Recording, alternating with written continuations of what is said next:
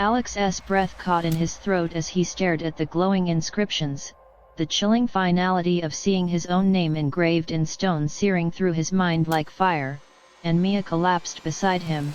her trembling fingers tracing the letters of her own name, her voice breaking as she whispered, "It already knows, it already planned this," and her words echoed in the cavern, bouncing back as if mocked by unseen lips, and Alex slammed his fists against the cold stone, shouting into the void, "No, we're not yours, we're not finished yet." But the moment his voice faded, the coffins around them began to creak, lids sliding open with agonizing slowness, and pale, skeletal hands clawed their way out, the stench of centuries of decay filling the air as figures pulled themselves free, their hollow sockets glowing faintly with the same light as the names, and with horror Alex realized that each corpse bore a face he recognized, not from life,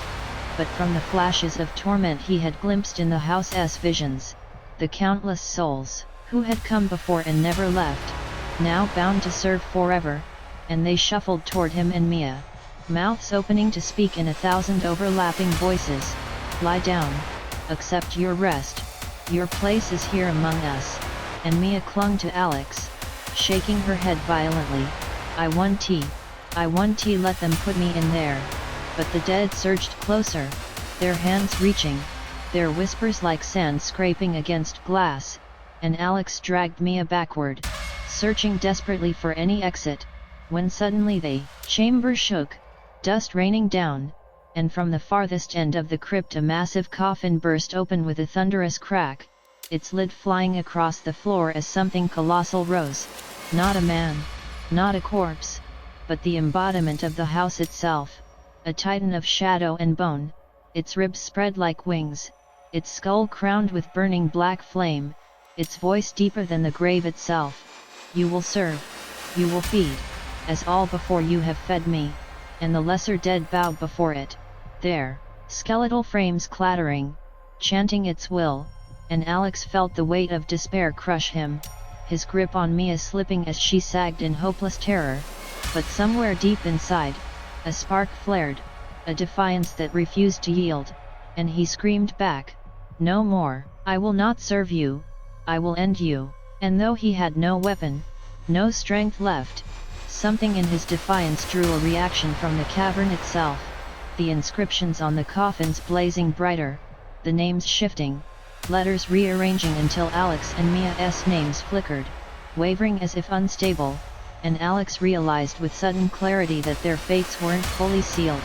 that choice still lingered, that resistance itself was a weapon, and he seized Mia's hands, shouting over the thunder of the Titan's rage, "Say it with me, this is not our grave, this is not our fate," and though trembling, though nearly broken, Mia met his gaze, and together they screamed into the dark, "This is not our fate," and the crypt wailed, the very stone trembling as cracks splintered through the coffins, the Titan roaring in fury, "You dare defy eternity, you dare reject me," and it surged toward them, its vast frame blotting out the faint glow, claws like scythes raised to tear them apart, but as it descended Alex pulled Mia close, holding her tight, whispering, "If we go together," and then the ground gave way, collapsing into an endless abyss of light, not darkness, but searing, blinding light that swallowed them whole, and they fell, weightless, through brilliance, the screams of the Titan fading into nothing, until with a violent gasp Alex awoke, choking on air,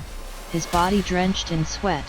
lying on the floor of the very same decayed living room where it had all begun, the storm outside gone, the house eerily silent, and beside him Mia stirred, alive, breathing, clutching his arm with wide terrified eyes, whispering, Are we back?" And Alex, his heart pounding, sat up slowly, scanning the room, the broken furniture, the cobwebs, all seemingly mundane once more, no whispers, no shifting shadows, just silence, and for a moment relief surged through him, but then his gaze fell upon the dusty mirror across the room, and what he saw froze the blood in his veins, for though he and Mia sat there on the floor, their reflections did not move, instead standing silently,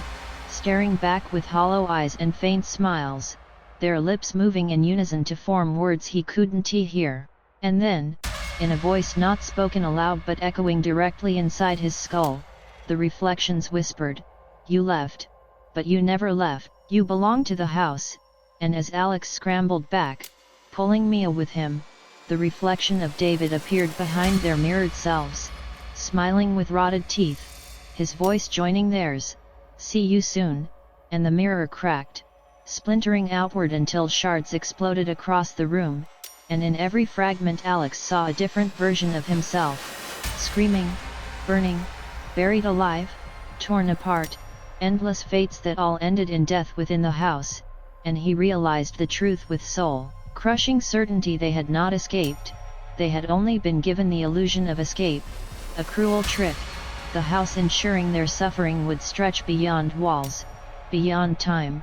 following them into every reflection, every dream, every shadow. And as Mia clutched him, sobbing, "Tell me it's over, tell me we're safe," Alex could not speak, because in his heart he knew the house had claimed them, body and soul, and their story was only beginning. And somewhere deep inside the silence of the ruins, beneath floorboards that pulsed faintly like veins, the house laughed, low and eternal, hungering for the next to enter, for the next to serve, because the house never died, it only remembered. And now Alex and Mia's names glowed forever in its endless crypt, waiting for the day their bodies would finally join the rest.